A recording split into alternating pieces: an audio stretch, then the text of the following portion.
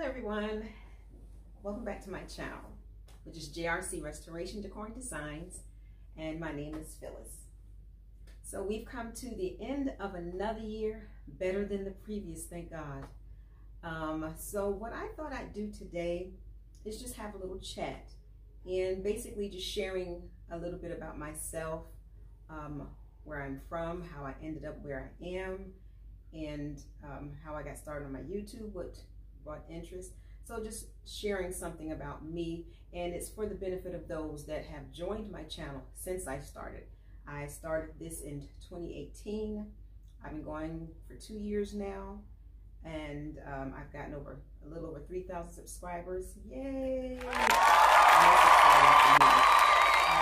what I have done is, so that I'm not rambling on and just being scattered all over the place, I've written down some things here in my book, and hopefully this phone won't ring. I'm recording from the phone that I usually use. And for those that have read in my community tab, I've been having issues with the phone that I'm recording now. It doesn't connect for some reason with my Wi-Fi here at home. So my lovely oldest daughter, Taisha, thank you, Ty, sent me another phone. And so I think I put this thing on mute. I'm not sure. I'm still trying to learn it. So I apologize in advance if this goes off. And then also for other noise. Across the street from me, they're building houses. So there's a lot of drilling and banging and hammering going on. So I apologize for that noise coming into if you hear it outside the door. So I'm going to go strictly off my notes. And because this is the end of the year, I thought I'd sit here in front of my fireplace next to my Christmas tree. First, again, my name is Phyllis. My last name is Robinson, and I am the oldest of 6 siblings, 3 brothers, 2 sisters. So it's 3 girls and 3 boys. When we were growing up, they used to call us the Bivens Bunch. My maiden name is Bivens. So you know about the Brady Bunch? Well, they used to call us the Bivens Bunch, and some of them, this is my peers at the church that I grew up in, they used to sing that. They would sing the Brady Bunch thing, but substitute Brady with Bivens. And we were raised in a church, and my dad's a pastor. He's been a pastor. He was ordained. Excuse me, I feel like I got hair on my lips. Oh, speaking of hair, I am wearing one of my wigs, and oddly enough, it's the wig that I wore when I did my first DIY, which is this table here. So it's one of my favorite of minis. If you all want to know about that, I'm going to jot that down too. There's a story behind wigs, me and wigs. But as I was saying, my dad, I was 14 when my dad was ordained. I am 58, I'll be 59 next month. Are we in December? Yes, January 9th, I'll be 59. And this year, as of November, he retired from pastoring. It was a long, blessed, filled, challenging journey, especially for PK's, preachers' kids, as well as my mom. My mom, who has gone on to heaven to be with the Lord as of September 7th, 2007. So I'm glad for him to finally get that rest where he can enjoy the rest of his life. He's already spoken that he's going to reach to 100, which I totally believe, because long life is in my family. His mom, which was my big mama, she passed away when she was 106, and my oldest daughter was 2 at the time, I believe, 2 or 4 years old at the time when she passed. So he's 80, he just turned 84 last month, and he had already declared he's going to get all the way to 100, and if God gives him more, he'll take that. But 100 is what he wants to see. So he's been pastoring since I was 14. He was ordained and pastoring since I was 14, and he's now retiring from pastoring. He's not retiring from living the life for Christ. And we were all, me and my siblings were born in Newark, New Jersey, and we moved to Easton, Pennsylvania when he was relocated to pastor church in Easton, Pennsylvania. I was going into the 10th grade. I completed the 9th grade at Arts High School in Newark, New Jersey. Yes, I was in 9th grade. And then beginning the 10th grade, we moved to Easton, Pennsylvania. I attended Easton Area High School, and after I graduated in June of '81, I stayed there for a year to go to college, Churchman Business School. Did that for the first year, and then in the summer of '82, I moved to Jacksonville. Stayed there for 2 years. I have 3 daughters, and the oldest one, again, I stated, is Taisha. We call her Ty. And my middle daughter is Latricia. We call her Treat. She has her own YouTube channel, Trish TV and Trish Talk TV. She also has a podcast. Putting that out there for you, Treat. And then my youngest one is Lee Adrian. We call her Scooter. And then I have 2 grands. My oldest daughter's son, Pearson, and my youngest daughter's daughter, Ayana. We call her Yanni. So I thank God that I am blessed to be a grandmother as well as a mother, and I love them all very, very much. I came to love DIYs and crafts. My mom was a very thrifty, crafty lady. She taught me how to sew, and she taught me and my siblings how to cook and how to thoroughly, especially me. And I guess because I was the oldest. When I was youngest, I didn't think it was fair, but I'm understanding it now, and I'm so glad. She taught me how to clean house in the old-fashioned way. She had, showed me how to use a mop, but she also showed me how to get down on my knees, which is probably why my knees are black today. She taught me how to get on my knees, put on rubber gloves, and clean the toilets, clean the floor, get in the nooks and crannies and crevices. She showed me how to cut up a chicken. But back to why I like DIYs and how I got started. When I was 14, I used to make doll houses out of cardboard. And I remember going to a library in Newark, New Jersey, and taking out a book that showed how to make paper dolls. I did that. How to make furniture out of matchboxes, the little matchboxes that has the drawers. I remember making a little dollhouse drawer dresser with the mirror, the aluminum foil I put on the cardboard and glue it to the back of the matchboxes, glued all those together, and have a 6 drawer for my paper dolls that I drew. There was just a lot that I learned. My mom sent me to sewing camp. I remember one year right across the street. I remember the house that we lived in on Roseville Avenue, 14 Roseville Avenue. I still remember that address. Wow. And right across the street was a Catholic church, I believe. And my mom sent me to sewing camp. And I made my first A-line skirt. I was thin as a rail, but I did those seams so fat I couldn't even get into the skirt. And I was thin as a board. So that tells you, I was so proud of it because it had the A-line, and it was the Christmas color skirt, and it was satin taffeta. I remember that. But I am so appreciative for the things that my mom imparted into us, especially me with sewing and crafting, because I believe that's part of what brought me to where I am today. As far as starting with the DIYs, my very, very first DIY, and I remember it, was when I was living in Winter Haven, and at the time, and I still say my husband, he's not my husband, but, and I remember night shift, he was on a night shift, and I watched HGTV. I tell people I graduated from the school of HGTV University.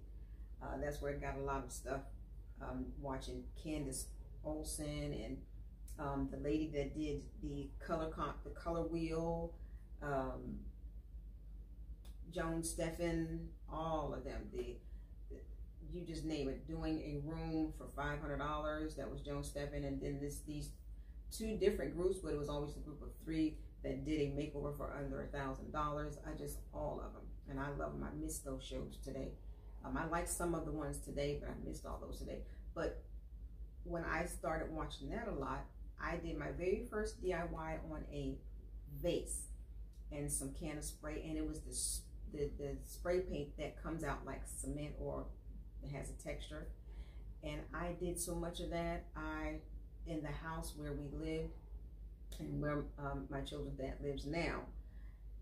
I remember going around the corner because I wanted a fireplace. I remember driving around the corner at this store shed.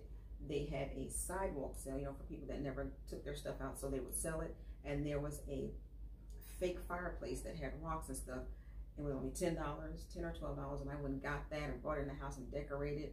I was up all night doing that, and when he came home from work, he was just so surprised. He loved what I did. And from then on, I just began to find my love for decorating. When I got my first apartment, I decorated. I remember when the landlord would bring the firemen up, you know, when they would check for the fire extinguisher, they had to do that for monthly. I remember the one of the maintenance guys says, every time the firemen come in here, they would tell whoever had never been in there, be careful, because this is a beautiful, I had a lot of stuff.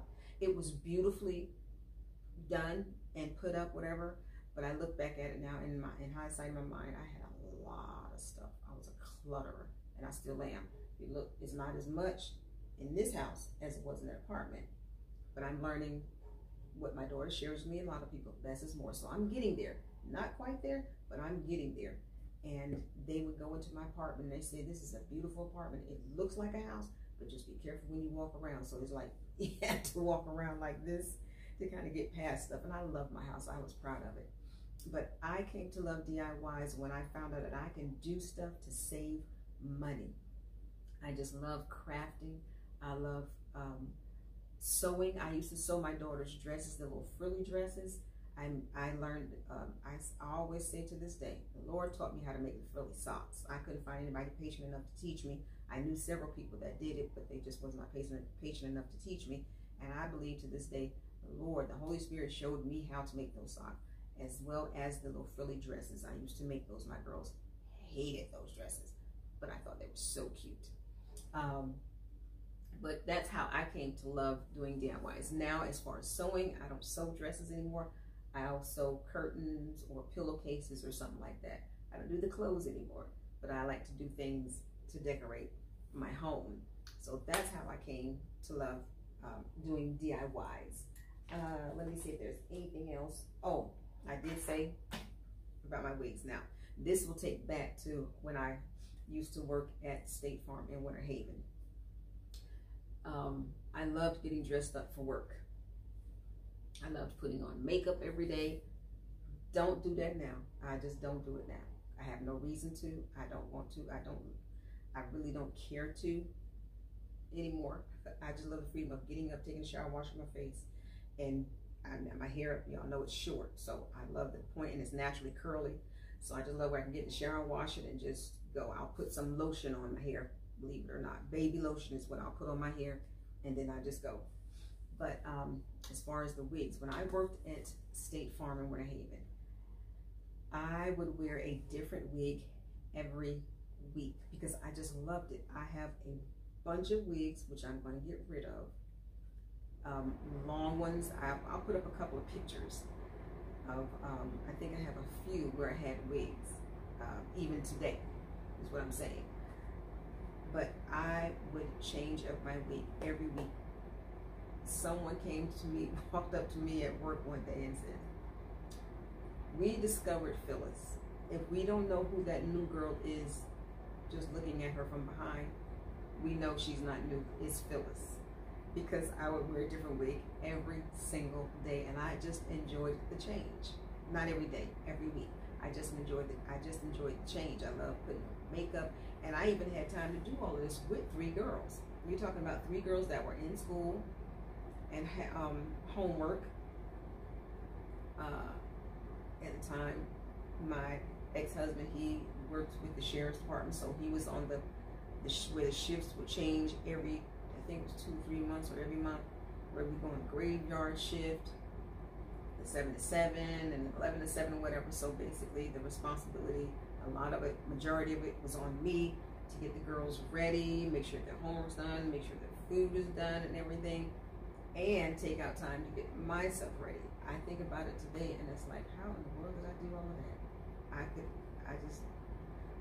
The God, the help of the Lord to this day, because I think about it, it's like, wow, that was a lot. But For those that are new to my channel, you know, at the beginning of my videos, I share that I do DIYs. I'm more of a DIYer. I love home decor, and I love thrifting. Since the COVID, I haven't been out thrifting too much. If I go thrifting, it's when I go to Jacksonville with my daughters or my sisters in Baltimore. Here in Atlanta, I just don't like getting in the traffic. If you all remember, the first thing that I posted in 2020, this wall, and you can't see it, I've taken all of the wood trim down, and I'm going to share that with you all later as well. I'm going to get it done, but by someone else. We won't get into that because I get upset all over again, and part of it's my fault. You do your research before you hire anybody to do anything. Just do your research is all I can say. Lesson learned for me. But I love doing DIYs. I'm a DIYer, and what I like doing is finding high-end things that are expensive, and trying to copy them.